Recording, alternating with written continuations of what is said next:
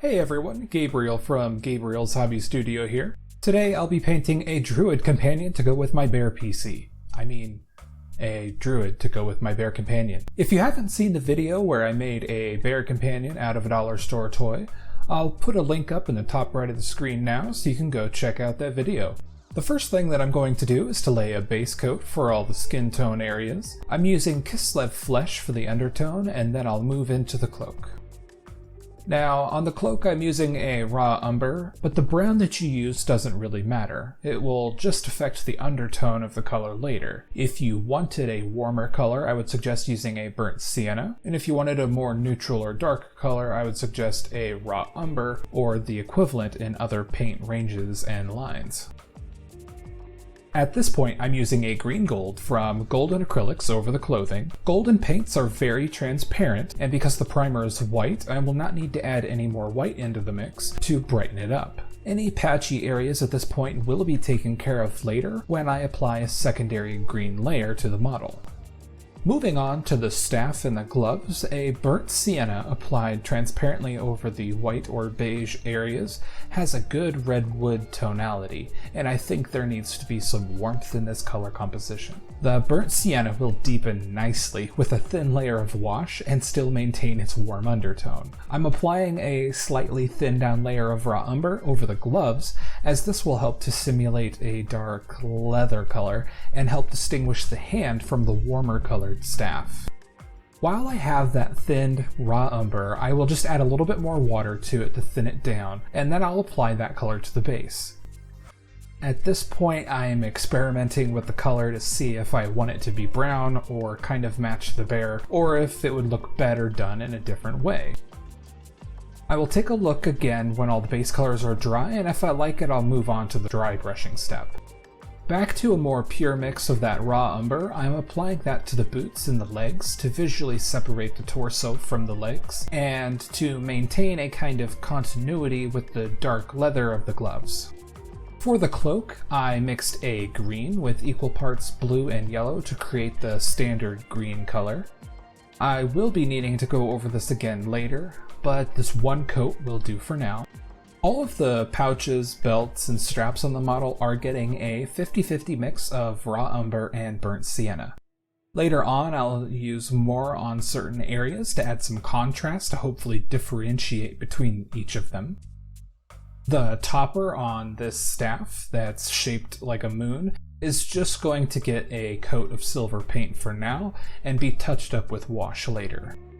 Onto the base again, I'm using the same mix of brown that I used for the pouches and belts, but I'm thinning it down slightly. I've decided that I do want the base to be brown, but at this point I'm not sure yet if I want to do any flocking or not.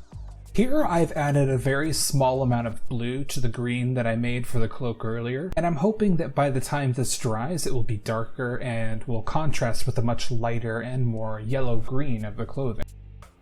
For the dry brushing step, I'll just be using white. I do want to hit a lot of the surfaces on the model, especially the base. I want to pick out all the high points and add a little bit of regularity, and I don't quite think I accomplished that, but now I know what not to do for later on. For the head, I'm using a Dark Oath Flesh, a contrast paint from Games Workshop for the hair and to darken the skin tone. This gnome is supposed to be more earthy, but not quite subterranean. I'm hoping that this will take it down far enough to get that earthiness across. I don't have any green wash, at least not at the point of filming this video. The Plague Bearer Flesh is very similar to my green gold from Golden Acrylics, only it's a little bit darker and it will fill in the recesses while not altering the color too much. So I'm going to use that. And finally, on to the washing. I'm just going to be taking a brown wash over some areas of the model to tie in all the various colors and make the model seem a little more cohesive. After I'm finished with this brown wash, I'll be moving on to a black wash for the boots, the moon staff, and the hair.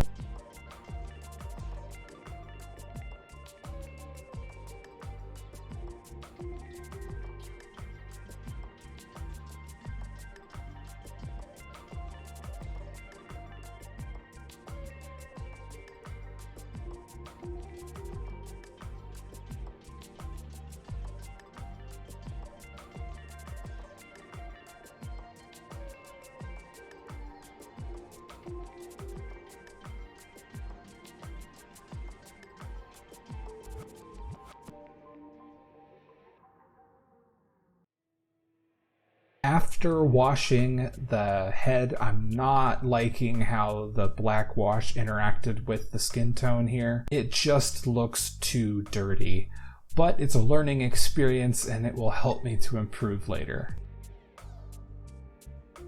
For the clear lightning on the hand of the model, I'll be using Plaguebearer Flesh as well, as my green gold would be too opaque after getting the coverage that I want, and the contrast color will move over the surface a little bit better with more time before it becomes tacky. Normally this would not be an issue, but as I want to maintain the translucency of this plastic, essentially the ability for light to shine through it, I'll need to use this contrast color.